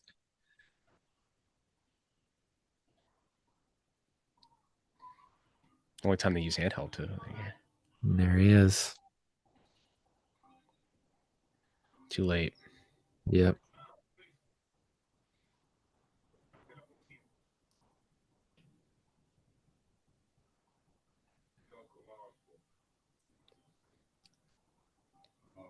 Yep. Again, so he's just one step behind. Yep. Can't stop everything. Yeah. And this is so well done right here. It just breaks your heart. Hmm. Like you didn't even need dialogue. Just Yep. take the hat off. Yeah. And then you do like a kind of a major like tonal shift in this movie Hmm. now. And now it shifts. Yep. Now it's This just is like a his coda perspective. almost Yeah. for the movie. Mhm. And I mean, really really, he what really kind of tells you. They tell you in the beginning, like, because it's his Tommy Lee Jones's VO in the beginning. It's basically like his movie. Honestly, like yep. he's explaining the movie to you. Yep. So now, like, you got to this point where what? How much time we got left? Like the 30, 20 minutes. Like Yep. now he's gonna sit down and explain what just happened, like, and why it happened, Yep. and he's just gonna talk to other old people. Yeah. And talk about, you know, the title of the movie. It's right there. Because it's like every generation, like when we get older, like we're gonna think the same way. Of in like people are crazy, man, living in Hmm. different generations. How the generations above us now think that we're probably crazy. Yep. Yep. Once you get old, you're essentially your time's passed. Like you're essentially waiting to die, Yep. Yep. and you The just don't world know has when it's gonna passed you happen. by. Yep. Yeah. There's your silhouettes again. Oh yeah. We're about to get a few more really great shots of silhouettes.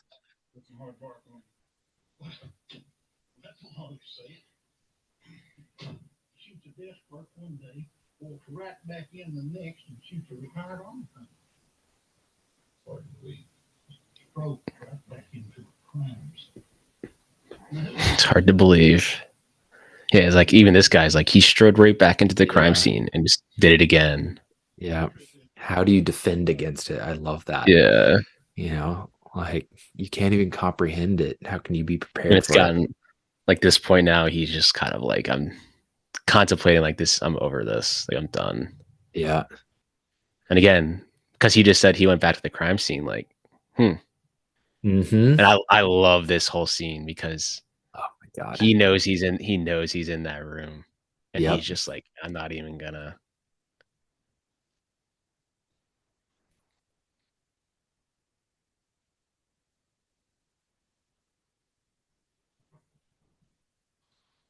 And that's what makes him kind of like the very honest character. Like, would you, if you're a cop too, like if it's just you and him, like, would you just be like, I'm gonna leave the room? Like, essentially, like, Yeah. if I go in here, I'm going to die. Yeah. Like, I could go in here and try and kill him, or I can just go Look, home. look, Because the this lock guy's is like, missing. yeah, like I'm not gonna kill you unless you pulled a gun on me. Yep. Yeah, it's he's following his code. Hmm. Yeah, at this point, this code is this all worth it? Like Mm-hmm. that lighting is so good. Yeah. So terrifying. Oh my God, this shot.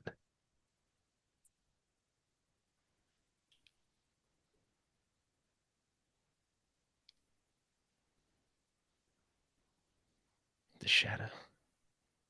Yep. It's like looks like a little western again. Yeah. That profile, that silhouette. Hmm. Yeah, that silhouette. Yeah. Oh, it's just Very like high noon type of look. totally so iconic.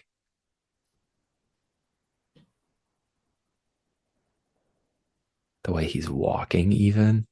Hmm. It's like the last showdown at the OK Corral, you know?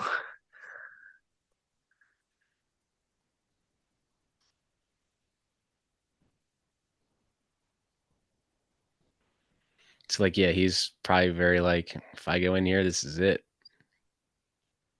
Could die. Yeah.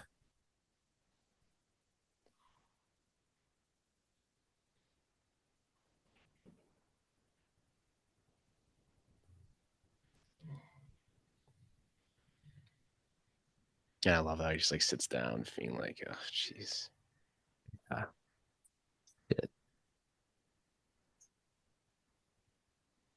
got the money. Yep. Again, just like the milk scene earlier. It's like we Hmm. just missed him. Again, all of it's communicated, no words. He just Hmm. great visual storytelling. But he never uses his quarter for those because it's his lucky quarter. Right. It's always the dimes. This was the basketball coach in One Tree Hill. Oh, right. Wow. What a callback. Yeah.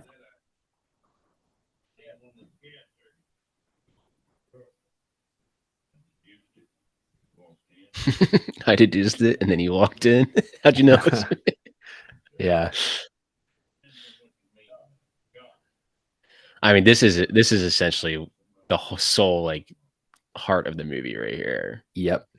He It's explains exactly why it's a no country for an old man. exactly. If you don't get it after this scene, like I can't help you, Yeah, you know? And which is that why I guess the last scene people are just like really confused. yeah, That's one of my favorite endings of all time is coming up here. yeah, me too. Just the last couple of lines of this scene. Hmm.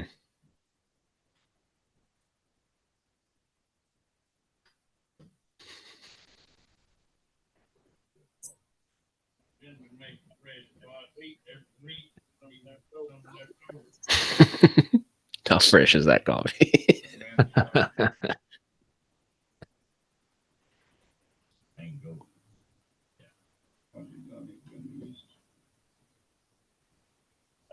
Nothing. You know, point. I'm surprised to hear you say that. And again, once you get down to like the meat of the conversation, you shoot them separately. Mm-hmm. Well, that's a really good attorney. Granddad never asked me to sign on this debt. Loretta tells me you're quitting. How come you doing that? Oh no. Feel overmatched. Feel overmatched. Yep. Always did it when I got older. God. Come into my life. I actually love that dialogue. Yeah. That God would come into my life and he didn't. Yep. Because he's like, you're always like, these people are like, I have a purpose here. I have a purpose to be a cop. Yeah. And then like once you're on the job for this long, You so lose much death. faith. This Yeah. the killer got away. Yep. What's the point? Like, Yeah. what's the point of all this? It's that classic question that's so troubling Mm-hmm. for people who have faith is how do you explain evil in the world?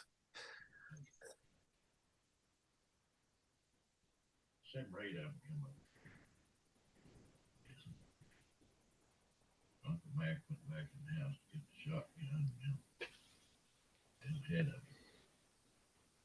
Shot him in the doorway. Yeah, if you ever want to like learn how to write dialogue, just get this screenplay and read the last 20 pages. Yeah. Like, that's how you write dialogue. Yeah. Because I've tried to write dialogue, and then when you like, what I always say is read it out loud, and you're like, no one speaks like this. But no one really speaks like how the Coens write, or like, but if you write it well enough, Right. it works. Right. Well, and I will say they are helped by some great source material in Cormac McCarthy's writing, because Oh he yeah. gives a great voice to this region of the world. Like most of his novels are set here. So he just does an incredible job capturing that on the page as well. So they're helped a little by that, but still they know, you know, what makes for good movie dialogue versus what's good, you know, in a novel. And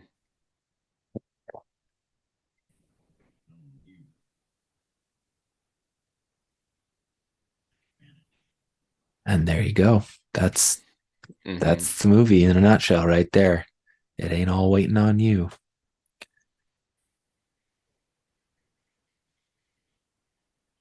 Mother died too.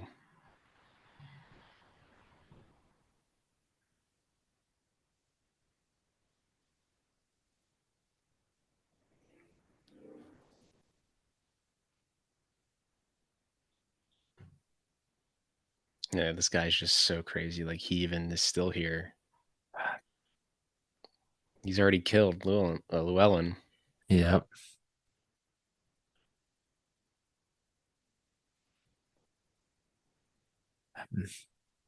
She just buried her own mother. It's open. Couldn't imagine that feeling, like when you coming home after all that, your husband's dead, your mom's dead, and you just come home and just silence. Like, I got nobody now. Yeah. It's like, I knew this would happen. Do you think he kills her? Oh, 100%. He does. I'll give you my explanation in a minute. My explanation is it's yes, because he's a serial killer. I mean, that's good. That's a decent explanation, I would say.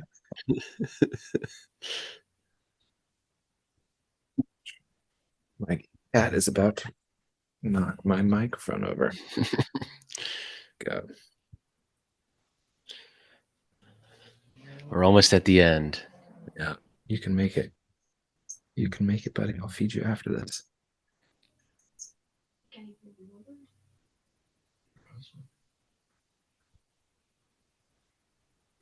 That don't make sense. You gotta really work and my husband can do it. Her husband had the opportunity to say to you, Mr. Gibson, for yourself. I love how he's just like half sitting in darkness too. Mm-hmm. Not like you say.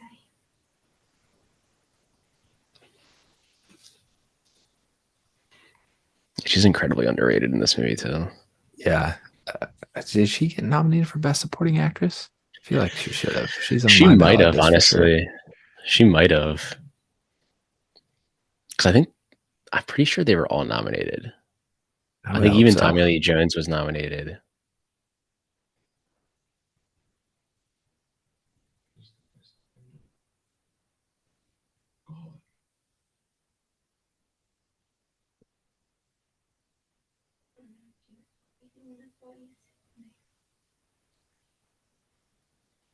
I know exactly what was in store. Hmm. No. I ain't gonna call her. He's like, what do you mean you're not going to play my game? Mm-hmm. Mm-hmm. It's just And this is what Yeah. makes her such a great character. Another theme like of the movie. The coin doesn't have to say, it's you have to say. Yep. The coin isn't deciding this. You're deciding this. Yeah. So right here, he checks his boots. Yeah, yeah. He definitely killed her. Mm-hmm.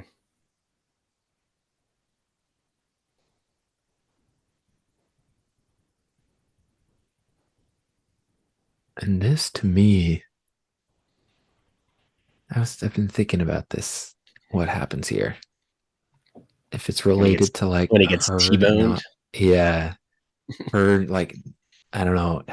This is kind of weird because I'm buying into like his worldview, Mm-hmm. but the fact that she refuses to call it, like, I don't know, like undoes like the universe to him or something, and then like Mm-hmm. this happens to him, he's just like, someone Yeah, else like runs a red immediately. light. Yeah.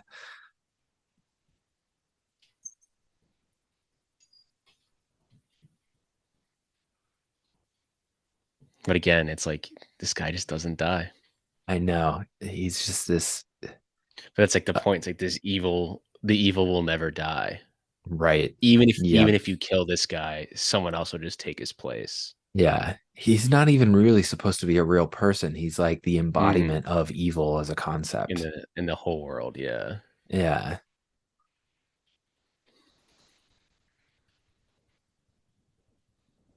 God, this Oof. that Trying shot of the that, makeup in this movie is insane. it's so good.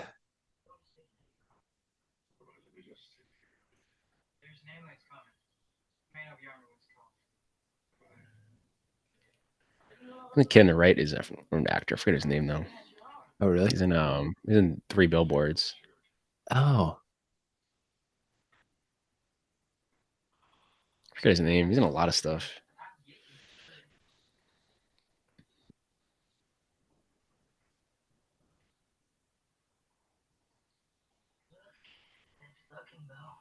Look at that fucking such a good line. Because like as a kid, you'd see like that. Like look at like you're just like holy shit. Yeah, you've never seen anything like this before. If And you're like if you're I like, love the aspect of like this innocent child is like mm-hmm, helping this evil man, mm-hmm. but he And obviously he's has just no being idea a he's good, he's evil. being a Boy Scout, he's Yeah. helping him. He doesn't want to take the money. And like that's the like people like generous people out there will help evil people without even knowing it. Yeah, Like that guy's a serial killer. He just killed him. He's killed so many people. yeah.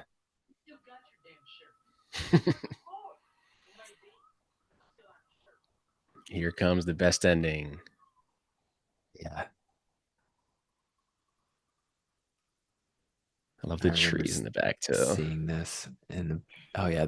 Oh, that's a great point. The tree in the background. Were you just I saying always like that? saw it. I mean, I'm probably over analyzing it, but I always saw because one of the trees is like completely straight and it represents the first dream, and the second tree is the second dream. What he That's talks about. incredible. But that I first think tree I'm that's I straight think I'm is dead overanalyzing it too. though. Yeah, I think I'm No. overanalyzing it though. Well, you're talking to I in my professional life, I actually work in the tree industry. So like you're preaching to the choir right now. This is great. I love it. Hadn't even thought of that. And like they're obviously like divided by the window too. Mm-hmm. Mm-hmm. He's stuck in the second dream one. Yep. Yeah, see. Because like the first stream here, what he talks about is like how he like lost his father's like values. Right. Like he doesn't remember it. Like he lost the values. Like it's very straightforward dream. Like the Yep. second one is a lot more convoluted. I mean, this is the whole movie. Yep. Like the second dream. Yeah.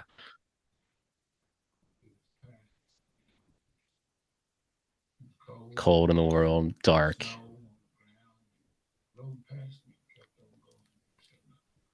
Yeah, just rode past him. Would always be ahead of him.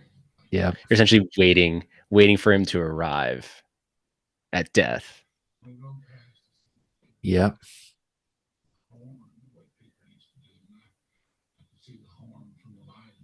The light like represents the hope of the world that one person would have in a whole world of darkness. Mm-hmm. Like fixing to make a fire in the Mm. dark, cold world. Like he's trying to be the beacon of hope to stop the evil.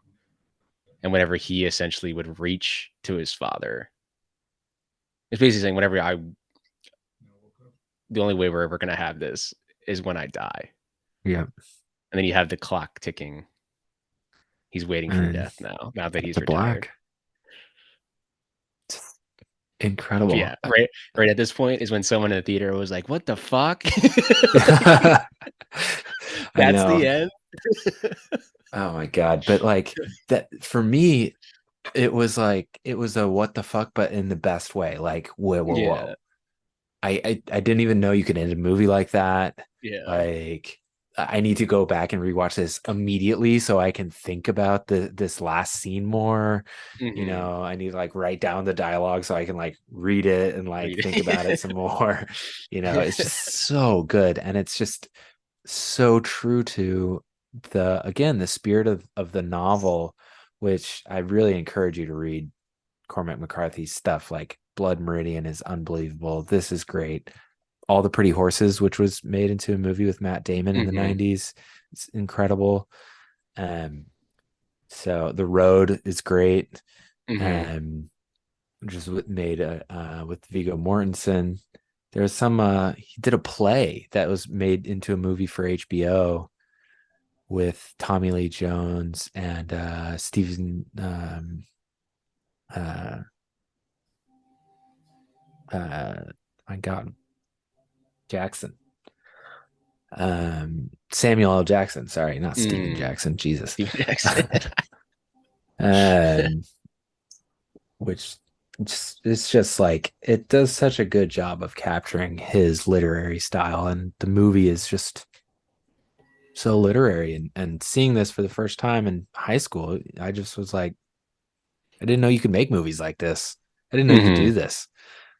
So it for me, yeah, it definitely expanded my horizons in terms of movies and just one of the greats. So I appreciate you letting me come onto the podcast and let me talk about it. And of course, you know, gotta have you on again. Maybe another Coen. I'd love to.